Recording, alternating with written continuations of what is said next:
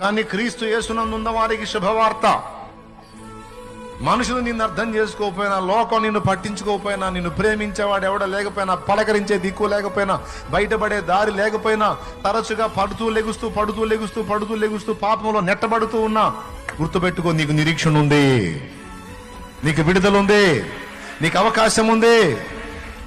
అది ఆయన రెక్కలలోనే ఉంది, ఆయన పాదాల దగ్గరే ఉంది. సత్యదానికి చేసే సాహసం ఏదో ఆయన పాదాల దగ్గరికి పోవటానికి చేయి. ఆయన పాదాలే పట్టుకో.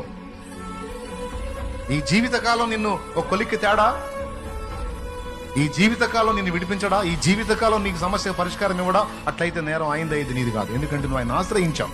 నన్ను ఆశ్రయించి నీకు ఉత్తరం ఇస్తాను అన్నాడు. నువ్వు ఆశ్రయించావు, ఇవ్వలా, కేసు అయిందే, నీది కాదు. ఆయన ఫైనల్ చేసేంత వరకు ఆయన దగ్గరే తెలుసుకోను. ఏమైనా అర్థమైంది చెప్పింది?